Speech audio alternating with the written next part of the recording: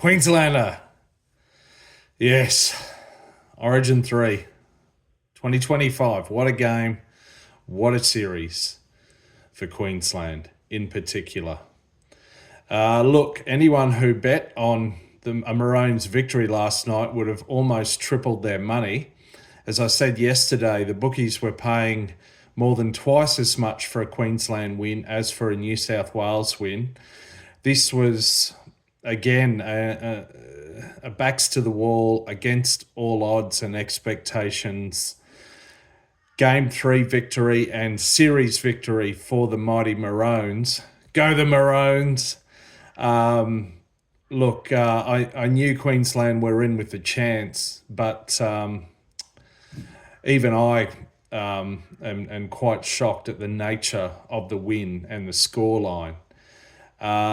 Just amazing stuff. And who would have predicted this after the quite deflating Game 1 loss at Lang Park just around about 6 weeks ago.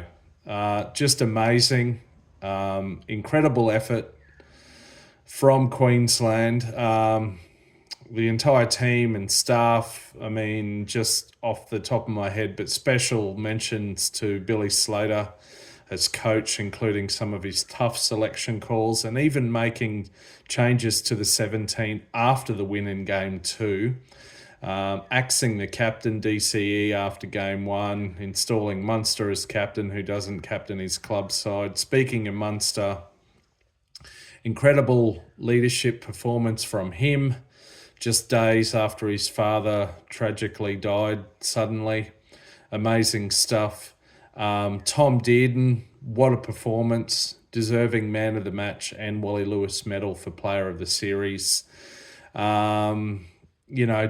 Just an amazing all-round performance from the entire 17 last night. Error-free for 70 minutes, which is just amazing at this level. And I've often daydreamed that if only the Maroons, or indeed either team, could not give away silly ruck penalties and not make errors in Origin, they'd go a long way to winning. And that's what Queensland did. They didn't go for anything that was rocket science. They just played a good brand, honest brand of football, garden variety, Origin rugby league, and they did it well. And they completed, I think at least 26 sets. And as I said, went 70 minutes before making any kind of error, really, which was just amazing. On the other hand, New South Wales, even their fans would agree, they were very poor. Just, it's a cliche, but a champion team has beaten a team of champions. Look, not wanting to make too fine a point of it, but Nathan Cleary has played in at least 3 Origin deciders now. Someone else said 4, but he's lost at least 3. And for mine, Mitch Moses has done far better in the blue number 7 jersey. Cleary, of course, has achieved great things with his club, the Penrith Panthers, of which his dad's coach, but at Origin level, it just really hasn't happened. Players like Latrell Mitchell were very poor, really poor. Zach Lomax, particularly in the first half, his head didn't seem to be in the game. And look, okay, I'm not going to rub salt into the wounds too much, but Laurie Daly, I mean, what the hell was Laurie doing as getting a second life as coach anyway, after having won only 1 from 5 previous attempts? And what's he been doing in the wilderness in a coaching sense since he was axed? So apparently he's good mates with the New South Wales Rugby League chairman or something. It sounds a bit like jobs for the boys, bit of nepotism, bit of corruption. Well, it's come back to bite you on the arse, lads.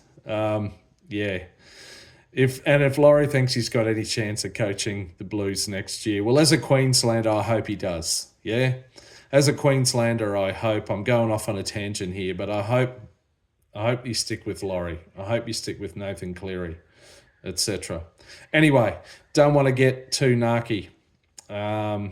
Apologies, Blues fans. But yeah, just amazing stuff. I've just seen some journalists, league journalists, call this New South Wales' darkest day or darkest night their worst performance ever.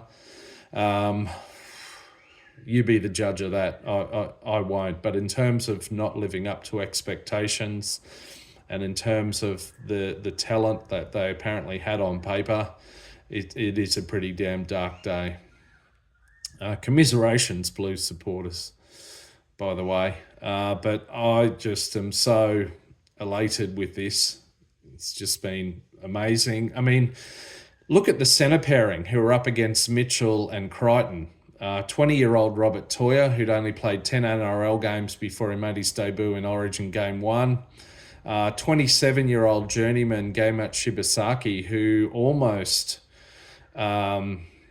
would have found himself continuing this year with the Townsville Blackhawks and working part-time up in Townsville, has catapulted himself and played a great game in his debut in Game 3. So that inexperienced centre pairing up against, Mitchell and Crichton, they've done incredibly well, the Maroon centres, as have the whole squad across the series.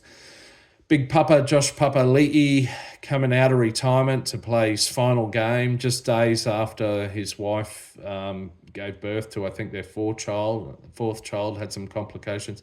Just amazing stuff. Look, I'm rabbiting on now. But yeah, look, incredible night. Go the Maroons. Queensland, a great series win. And now where does this rate? Like, it's being compared to Fatty Vorton's Neville Nobodies in 1995. A lot of people talk about 2020, the worst Queensland team ever. Look, this has got to be right up there, I think, for mine. And I've been following most Origin series since the early 80s. There have been some incredible ones. I'm not going to say it's the greatest ever, but it's right up there. And as Billy Slater said at the post-game press conference, he's not into ranking stuff, but he's never had quite that feeling. So yeah, just love this. As Queenslanders, this is what we thrive on. It's that backs to the wall, up against all odds mentality that somehow spurs on the Maroons. And yeah, great night. Loved it. I'm going to leave it there. Okay. Till next time.